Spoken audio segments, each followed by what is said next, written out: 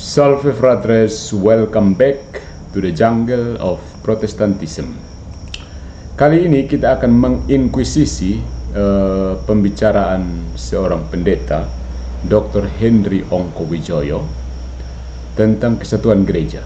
Kita akan menyoroti asumsi yang salah, kesalahan logis, kelemahan filosofis, dan inkonsistensi Protestan. Bicara soal kesatuan itu hanya orang Katolik saja yang bisa. Protestan jangan sok bicara kesatuannya, karena faktanya kalian terfragmentasi. Nah, ini adalah refutasi langsung terhadap narasi pembelaan fragmentasi dalam Protestantisme. Ada beberapa asumsi. Yang pertama, asumsi bahwa 40.000 denominasi itu hanya variasi administratif dan logistik, bukan doktrinal. Refutasinya adalah ini merupakan bentuk red herring, mengalihkan perhatian dari masalah teologis ke logistik. Dr. Henry mencoba mereduksi fragmentasi menjadi perkara organisasi atau sumber daya. Tapi faktanya, perbedaan-perbedaan denominasi mencakup isu-isu doktrinal serius. Sifat sakramen itu ada yang bilang simbolis versus yang bilang real. Sementara tentang soteriologi ada yang bilang sola fide, ada yang menganut sinergisme. Kemudian tentang baptisan ada yang bilang baptisan bayi versus baptisan dewasa, percik versus selam. Kemudian dalam kristologi ada unitarian, ada arian, ada trinitarian. Ini bukan variasi warna liturgi atau cara berpakaian ya. Ini adalah perbedaan dalam inti iman, dan Katolik menyebutnya skisma dan heresi, bukan keragaman sehat. Skisma dan heresi, sekali lagi skisma dan heresi, bukan keragaman sehat. Asumsi yang kedua, kesatuan Protestan sudah cukup karena punya Alkitab dan pengakuan iman yang sama. Ini adalah equivocation fallacy, menggunakan kata sama dalam dua makna yang berbeda. Sama Alkitab, tapi berbeda jumlah kitab, 66 versus 73. Sama pengakuan iman, tapi dengan interpretasi bebas yang saling bertolak belakang. Sama Yesus, tapi dengan sakramen dan gereja yang tidak diakui lintas denominasi.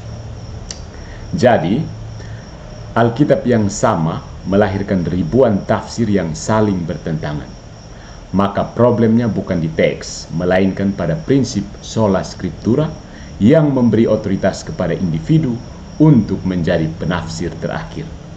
Tanpa magisterium, kesatuan hanyalah kesepakatan terminologis tanpa ontologi gerejawi. Asumsi yang berikutnya, logika rapuh. Denominasi terjadi juga di Katolik, hanya disebut ekskomunikasi. Ini adalah false equivalence lagi. Dalam Katolik, ekskomunikasi adalah bentuk medis spiritual untuk melindungi tubuh gereja dari virus ajaran sesat. Tapi di Protestan, pembentukan gereja baru justru jadi norma, seolah perbedaan doktrin adalah hak, bukan luka. Contoh, ketika Luther diekskomunikasi, gereja Katolik tidak mendirikan denominasi Roma baru, tapi Protestan merayakan setiap pemisahan sebagai ekspresi hati nurani. Konsistensi Katolik ada di sini. Ekskomunikasi itu bersifat remedial dan tetap menunjuk pada satu gereja sejati. Sementara Protestantisme menjadikan perpisahan sebagai cara hidup. Itu bukan disiplin, itu ideologi fragmentasi. Asumsi yang berikutnya ada kelemahan filosofis. Gereja bukan franchise, tapi komunitas otonom yang bertumbuh. Pernyataan ini berpijak pada individualisme eklesiologis, warisan dari filsafat nominalisme.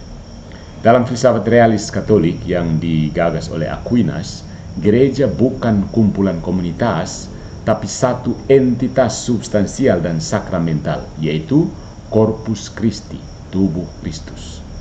Jadi setiap komunitas bisa mendirikan gereja baru karena sudah cukup kuat. Maka makna satu, kudus, Katolik, dan apostolik kehilangan bobot ontologisnya. Ini menjadikan gereja sekedar sebagai konsekuensi praktis dan bukan realitas ilahi. Ini kelemahan filosofis dalam Protestan. Kemudian ada kontradiksi internal ya. Kami menghargai kesatuan, tapi juga menghargai hati nurani untuk berbeda.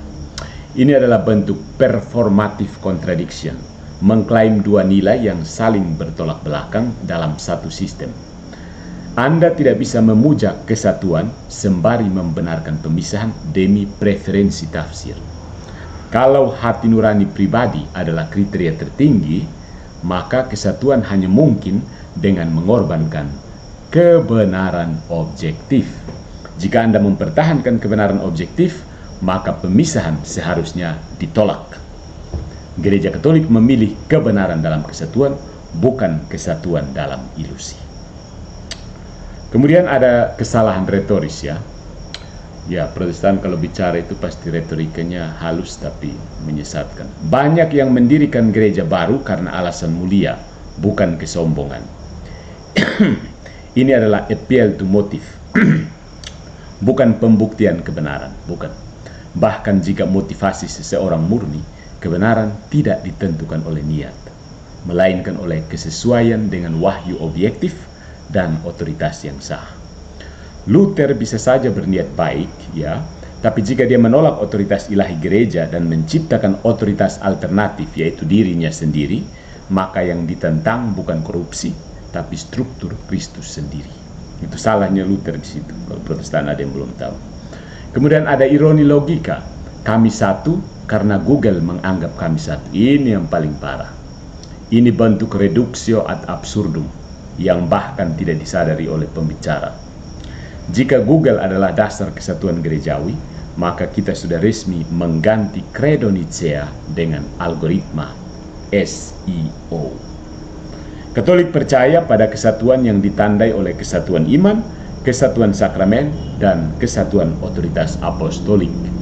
Google mungkin menyebut semua Kristen, tapi Google juga menyebut Mormon, Saksi Yehova, dan Unitarian sebagai denominasi Kristen. Apakah itu juga dianggap satu tubuh Kristus? Jadi saudara-saudariku, Protestantisme ingin memegang dua hal sekaligus. Kesatuan rohani tanpa otoritas institusional, kebebasan pribadi tanpa relativisme. Sayangnya, realitas tidak bisa dinegosiasikan.